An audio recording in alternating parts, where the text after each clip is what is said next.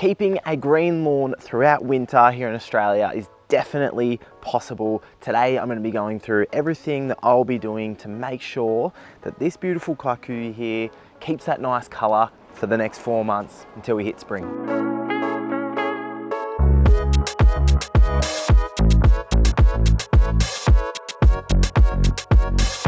Yes, g'day and welcome to a new video and welcome to the final month of autumn. It's crazy how quickly time is going. I feel so old saying stuff like that. But honestly, this autumn has flown by and yeah, only 4 months until we get to spring. But over these next 4 months, they are arguably some of the most challenging months on the calendar. So I'm gonna have a look at and talk about the different things I'm gonna be doing to this lawn. My struggles on this front lawn have been well documented here on YouTube, but at the moment I have got some really nice colour, some really nice coverage, and I'm wanting to hold on to it as much as possible. So we'll talk about some of my fertilizer strategies, some of my things I'm doing with mowing and all that sort of stuff. But what I need to do to get started today is get rid of some of this leaf litter. The trees that line my street and the big tree that's just behind us there, which is nearly empty, nearly bare, but some of these leaves are huge, and in certain areas up at the top there near the house there's a little corner, and you see it when I walk down the street and see different people's houses where leaves can just really collect and bunch up. And what that's going to be doing, you know, if you're getting a huge amount of leaves just sitting there on your grass, is it's going to block out the sunlight, it's just going to smother it, and eventually, without that sunlight to be able to be absorbed, it's just going to kill the grass underneath. So in winter, where sunlight is already an issue, we're getting far less sun, it's sitting a lot lower in the sky, and you know, trees are going to crowd things out a lot more.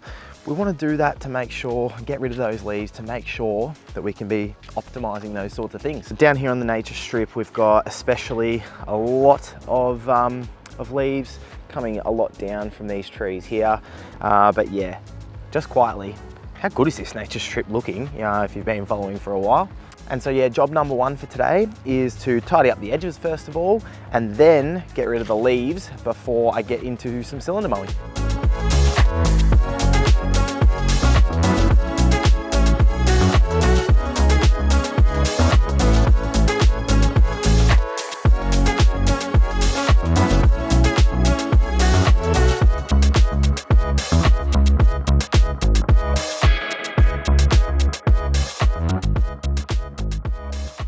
So when it comes to removing that leaf litter, there are a few ways you can go about it. You can just get your blower and you can put it somewhere else, although the problem with that is that it's probably just going to blow back onto your lawn later that day or overnight or something like that. You can, with your rotary mower, you can mulch it and you can just mince up those leaves and put them back onto the ground and maybe, you know, put some nutrients on there or something like that. Or what you can also do is put your catcher on and just pick it up. In the end there, I've taken off half a catcher and you can hopefully see it's a huge amount of leaf litter. It's also a surprising amount of clippings, because I think that's sitting on like 30 or 35 mil, and I probably cylinder cut at 25 mil a week ago. So yeah, impressive amount of growth. And you can probably see here as well, just the, you know, I was talking a little while ago about potentially rotary mowing this for winter, and you just look at it now and it's like, it just has that nice carpet kind of look. I really enjoy it, but I have been enjoying my stripes recently out here as well anyway. So I'll grab the cylinder mower and we'll start getting ready for a cut.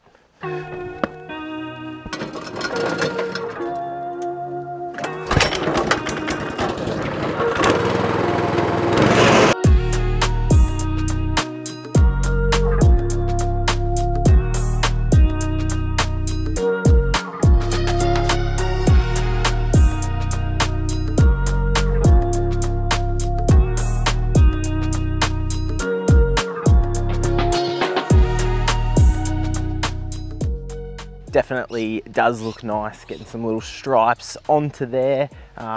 Really want to burn in that pattern, but also turn it into a checkerboard over the next week or so, I think, as well. But yeah, it's looking really, really nice, and a nice satisfying amount of clippings coming off here as well. I reckon probably borderline 2 cuts a week I could do on here at the moment, which is bizarre because my back lawn is well and truly only needing 1 cut per week at the moment. So it's growing beautifully. So last thing on the leaf litter, it might seem a little bit strange to use 2 different mowers to cut the grass grass today. In my experience, my Mass Sport there, it's, you know, maybe the revs are a bit lower on what it's capable of, whatever it may be. It just doesn't do a good job, especially on those really big leaves. I think they're, you know, the leaves just get kind of caught under the front roller or whatever it may be. It just doesn't pick them up the same way as the suction of a rotary mower does, which is really going to collect them all, or most of them, in a pretty good fashion to get them off the grass. Now, another reason that I really wanted to get leaf free, even though as I've been doing this, I keep getting new leaves blown onto the grass, but another reason that I want the leaves gone is because I'm about to use some liquid fertilizer, and I don't want to be spraying fertilizer onto dead leaves. I want to be spraying straight onto the leaf for that to be absorbed by the plant. I'm going to mix up and spray that fertilizer, and then we'll have a chat about what's in there, and also one final chat about granular fertilizers for the season and whether we can still be using them. On a run from my given disaster, speed away from the holy mind, pride. That's where I never thought it would matter. If I'm gone by now, all my weakness keep on linger on repeat like it will be my favorite song. Oh, I know I should be moving on, but you got me good, you got me good. I keep on driving till it bends, still it feels like I pretend. Keep on driving and driving along the road to end. Lost my head over my back between the jars and bottle jack. Just me and all the red lights. Keep on driving and driving.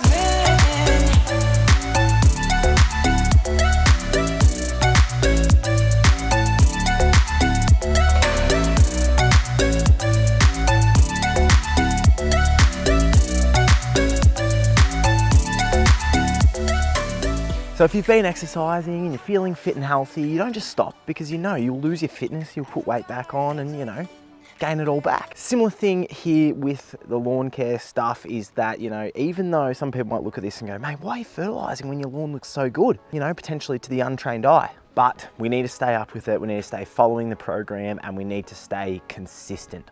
So firstly, I'm going to talk about my granular fertilizer. So something that I did last weekend was I got myself a little soil thermometer. And now, just while that ticks over and gives us a reading, something with granular fertilizer, and I talked about this recently, was that it needs warmth to be broken down. And so I've been doing research, having some conversations, and the best way that I can put it and condense it down is that pretty much 17 degrees for a soil temperature is a good number to work from, of what to aim for, that temperature and above, to apply our granular fertilizer to get it to break down and to get full benefits from it. It's not like, though, at 16.9 degrees, you get zero impact from that fertilizer. It sort of diminishes over time and you won't get as much bang for buck with that product. If it's not broken down, it sits in the soil, it leaches away, you know, and you don't get full benefit from it. So we're right on the borderline here. We're right on the borderline here in Southeast Victoria of being at a temperature to be able to apply it. We're probably at this stage, right at the start of May, not going to be getting full benefit from our granular fertilizers, probably not. So my granular's been down 2, maybe 3 weeks. Can't remember, but it's been down, and so hopefully in the soil and working nicely, which it looks pretty nice, so hopefully. And that thing does also test pH, and high pH has been an issue out here, so I'm gonna let that tick over and we'll come back to it in a minute. And so the liquid fertilizer that I've sprayed today is the Lawn Tips Winter Mix, and what we want with those liquid fertilizers, I'll link it in the description, and there's also links on my Instagram story highlight if you go on my profile that has links to every product I use. If you do use those links, it does help me out, and I get a little affiliate kickback off that from Ben, which is very, very nice. But yeah, that winter mix is really strong in potassium and phosphorus. Those are the nutrients that are going to strengthen up the root system to help our lawns withstand the cold.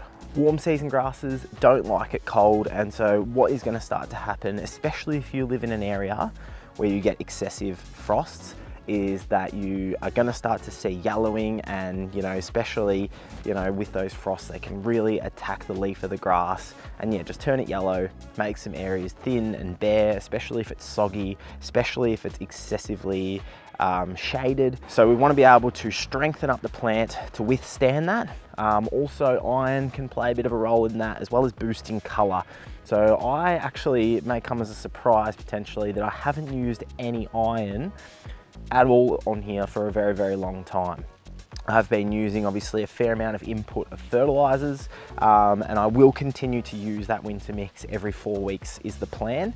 So in my lawn care programs, which you can find at lawnsandgoodnick.com, my exact program is throughout winter recommending a half rate every 3 weeks or a full rate of liquid fertilizer every 6 weeks.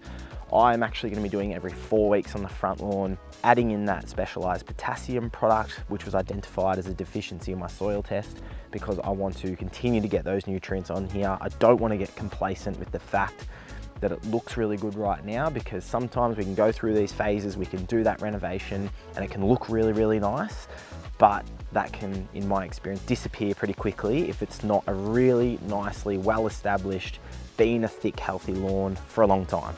That is insane. It says the pH here is 5.4. There you go, did too good of a job bringing it down.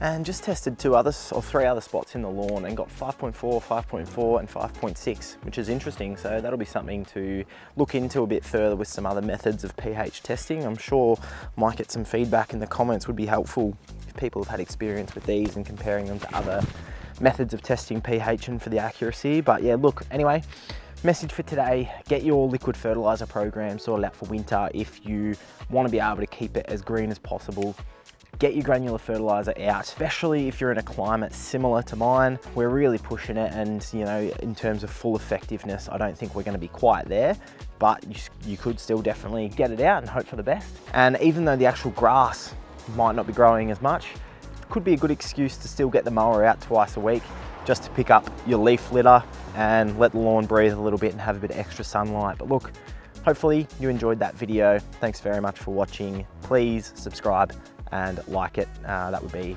helpful. I'll see you in the next one. Cheers.